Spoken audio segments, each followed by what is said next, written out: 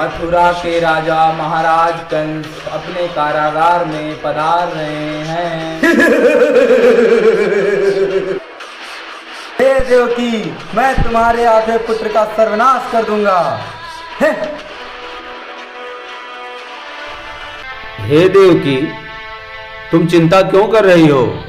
जब हमारा विवाह हुआ था तो आकाशवाणी हुई थी कि तुम्हारे 8वें गर्भ से जो पुत्र पैदा होगा वो संसार का तारणहार होगा। वही हमारे दुख को दूर करेगा, वही हमारे कष्ट को दूर करेंगे। तुम चिंता क्यों करती हो? हमारा जीवन सुखमय होगा। तो वासुदेव,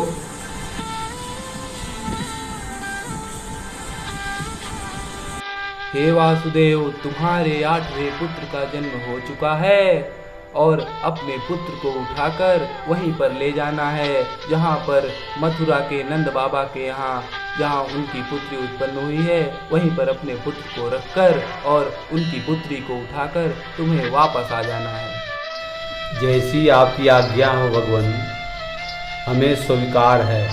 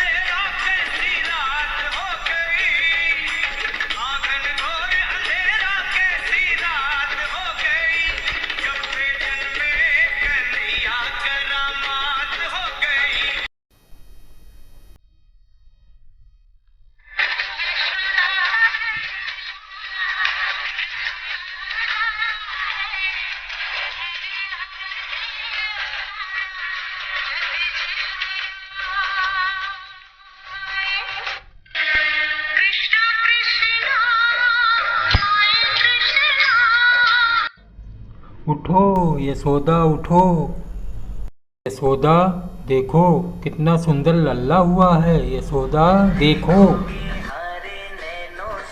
रोणी दीदी, दीदी रोणी, आओ देखो कितना सुंदर लल्ला हुआ है।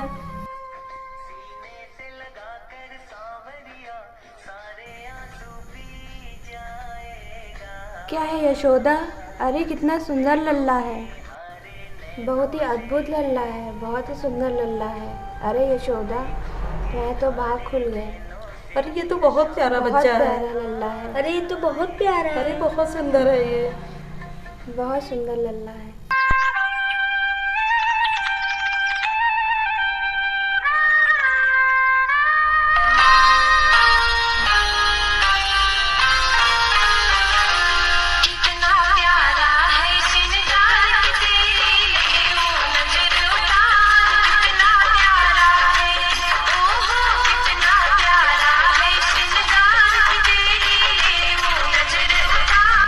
हमारे इतने दिनों की तपस्या पूर्ण हो गई, हमारे सारे कष्ट दूर हो जाएंगे।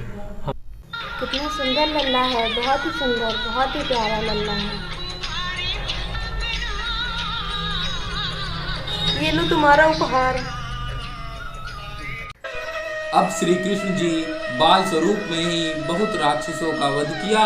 उसके बाद जब वह युवा अवस्था में आए तब वासुदेव जी उनकी शिक्षा की चिंता करते हुए अक्रूर जी को नंद जी के पास भेजा।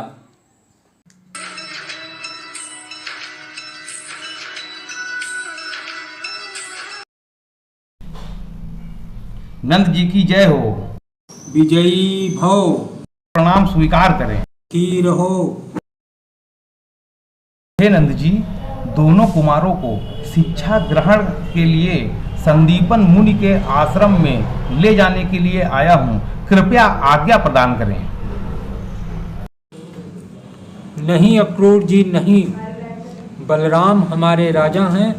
हमारे कृष्ण जी यहीं गोकुल में ग्वाल बालों के साथ गौएं चराएंगे और गोकुल में ही रहेंगे। नंद जी, शिक्षा ग्रहण करवाना बहुत ही अनिवार्य है, कृपया आज्ञा दीजिए। ठीक है, आज्ञा है। आप दोनों कुमारों को ले जा सकते हैं। नहीं तो दुनिया में कृष्ण ही मेरा श्याम, तू मेरे श्याम। नहीं, हमारे ये बालक कहीं नहीं जाएंगे दोनों। अरे अक्रूर, हम अपने बालकों को कहीं नहीं जाने देंगे। हाँ यशोदा, तुम सही कह रहे हो, हमारे दोनों बालक कहीं नहीं जाएंगे। नहीं भाभी नहीं, आप हमारी व्यवस्था को समझें। मैं शिक्षा ग्रहण करके वापिस आ जाऊंगा और फिर से आपके आंचल में खेलूंगा। हाँ मैया, हाँ। मुनि जी प्रणाम। यशस्वी भव, कल्याण वस्तु। कहिए।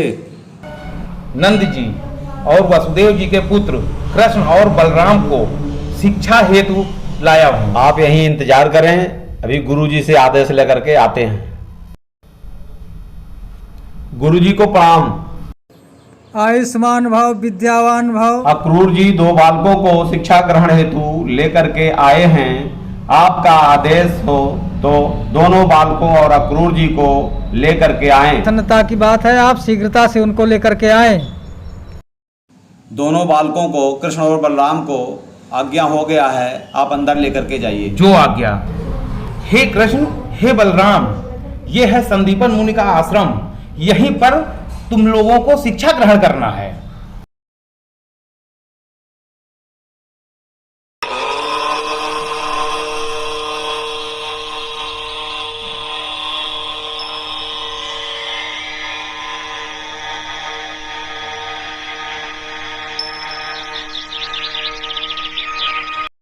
गुरुकुल में शिक्षा का बहुत बड़ा महत्व है, इसलिए गुरुकुल में जाकर के शिक्षा अवश्य ग्रहण करनी चाहिए। इसलिए मनुष्य जीवन की सफलता इसी में होती है और यही आगे चल करके मनुष्य जीवन देवत्व को प्राप्त होता है और बुद्धत्व को प्राप्त होता है, ब्रह्मत्व को प्राप्त होता है, समत्व को प्राप्त होता है, ब्रह्म ज्ञान को प्राप्त होता है, ईश्वर को प्राप्त होता है। इस प्रकार सनातन धर्म में गुरुकुल में जाकर शिक्षा लेने की रही है। गुरुदेव को अक्रूर का प्रणाम। आयुष्मान भव, विद्यावान भव। ये नंद बाबा और वसुदेव जी के पुत्र हैं। इन्हें आपके पास शिक्षा ग्रहण हेतु लाया हूँ। आप अक्रूर जी निश्चिंत रहें, यहाँ दोनों बालकों की शिक्षा बहुत पूर्ण रूप से कराई जाएगी। धन्यवाद। गुरु जी प्रस्थान की आज्ञा दें।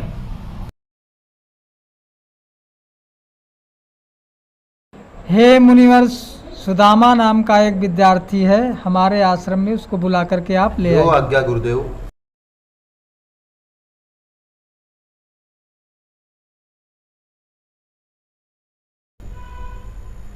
हे सुदामा।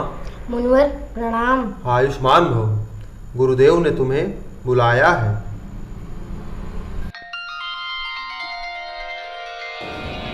गुरुदेव प्रणाम।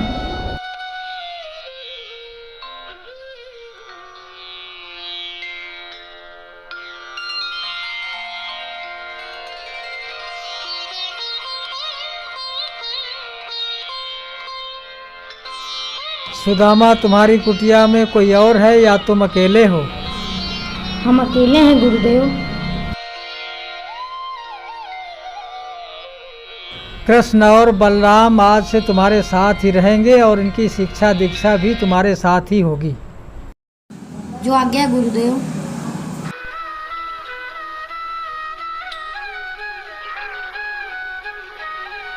शिक्षा के बाद भगवान कृष्ण अपने घर चले गए और उसके बाद मथुरा में जाकर कंस का वध किया। उसके बाद भगवान कृष्ण द्वारिका चले गए, वहीं उनका निवास स्थान बन गया। और द्वारिका जाने के बाद सुदामा जी बहुत दिनों के बाद उनसे मिलने जाते हैं। श्री कृष्ण श्री कृष्ण श्री कृष्ण श्री कृष्ण। बहुत ही धनी नगरी लग रही है।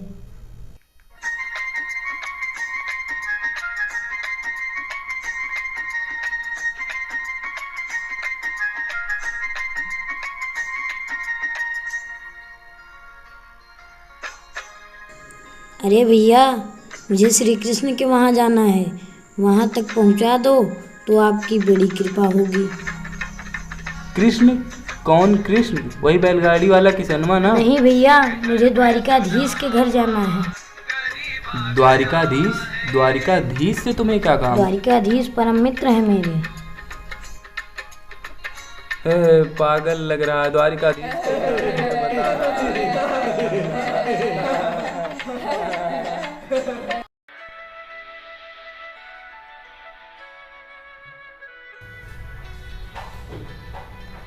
अरे भैया, द्वारिकाधीश का महल यही है? हाँ ब्राह्मण देवता, द्वारिकाधीश का महल यही है। हमें द्वारिकाधीश से मिलवा दो।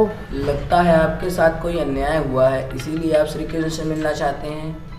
नहीं भैया नहीं, मेरे साथ कोई अन्याय नहीं हुआ है। द्वारिकाधीश परम मित्र हैं मेरे।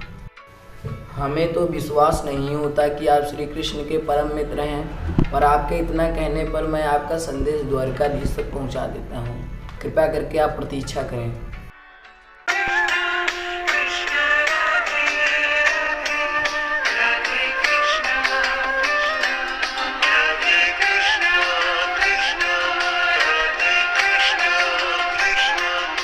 महाराज द्वारकाधीश की जय हो। क्या सूचना लाए हो सेनापति?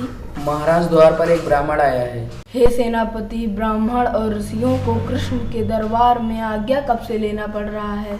ब्राह्मण और ऋषियों के लिए हमारा द्वार हमेशा के लिए खुला है। बताओ ब्राह्मण का नाम क्या है?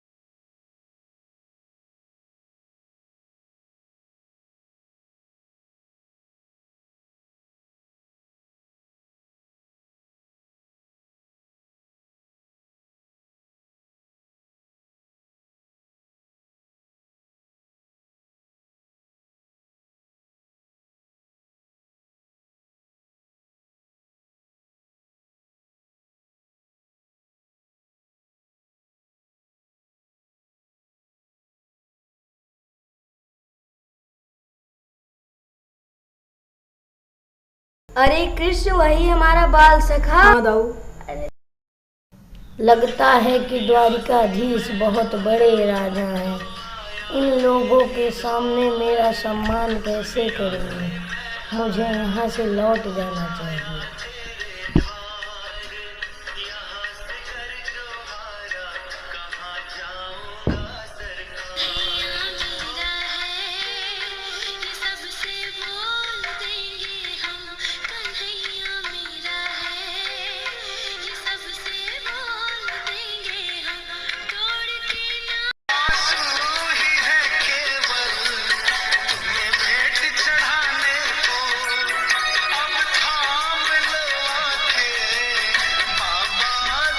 सुदामा, मेरे परम मित्र सुदामा, सुदामा।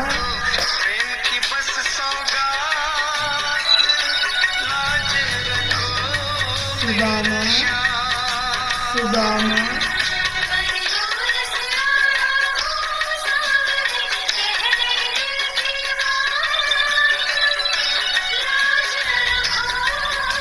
सुदामा, चलो भीतर ही सारी बातें होंगी।